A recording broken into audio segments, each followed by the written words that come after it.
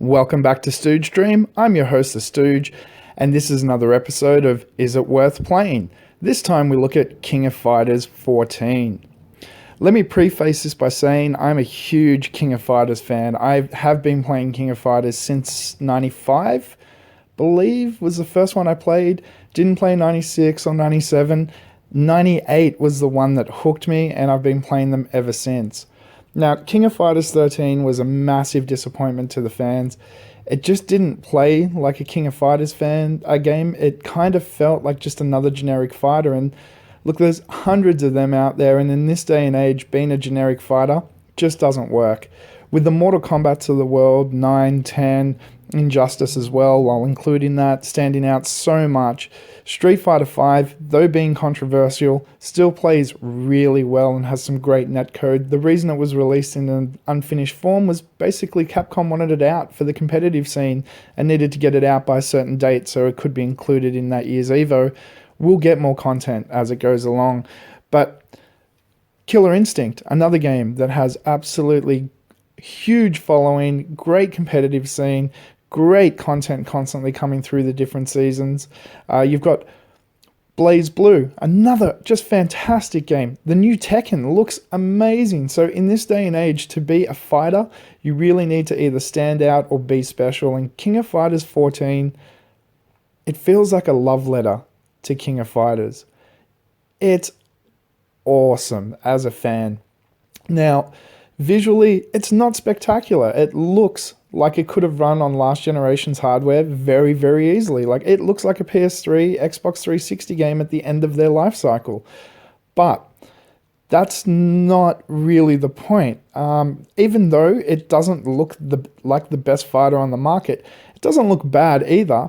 But I think they sacrificed some of the visual content for speed. This game runs so fast.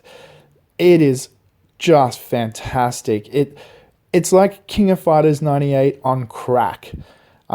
Just an amazing job they did with the fluidity of the game and the animation itself. It just looks great. In my opinion, I don't mind the fact that the actual sprites themselves look a little bit less than what we're used to this day and age. But if you look at the fluidity and the game in motion, it looks fantastic. Onto the characters.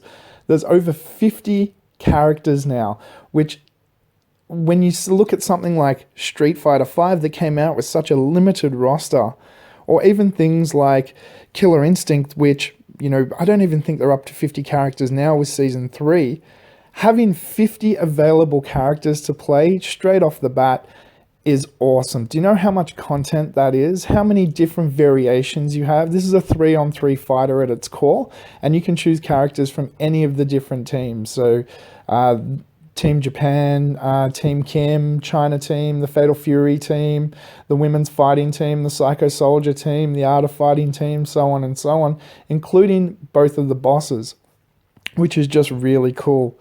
I have to admit, though, the standard difficulty the game comes on is a little bit easy for experienced King of Fighters players, so you may want to notch it up 1 or 2 levels of difficulty.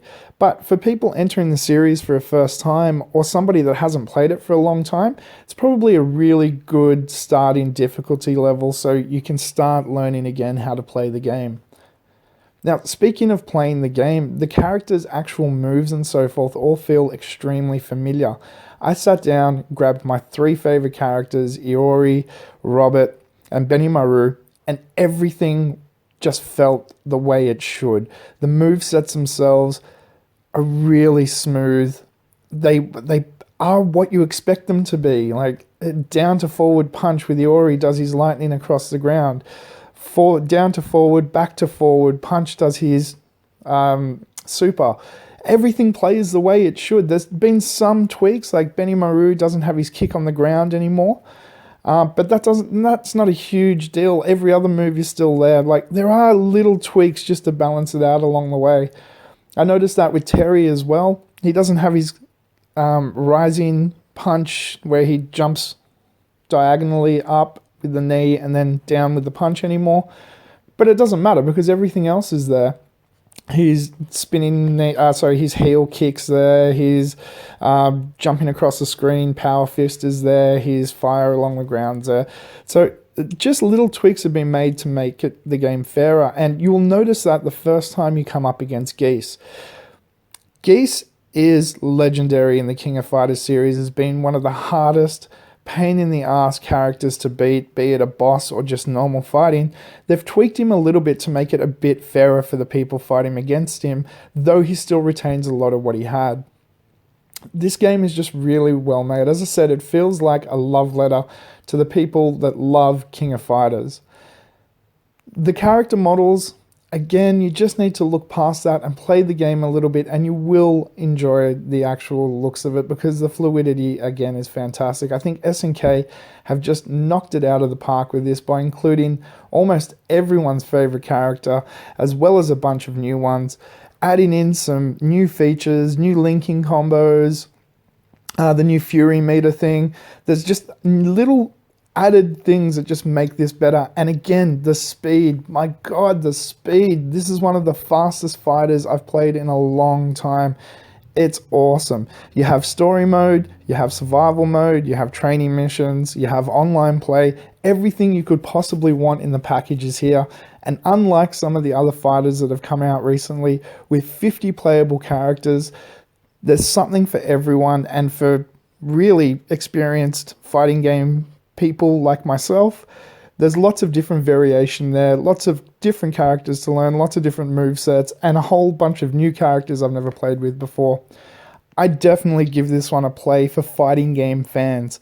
If you're not a fan of fighting games, then maybe stick to the cores like Mortal Kombat and Street Fighter. But if you're a huge fighting game fan, this is definitely one that you need to put on your radar and pick up as soon as possible. If you live in places like Australia, the print run isn't that high and it's going to disappear soon, so I'd suggest picking it up really quickly. Thank you for listening. I hope you enjoyed. Comment below, like, share, subscribe, all those cool things. There's always more content coming.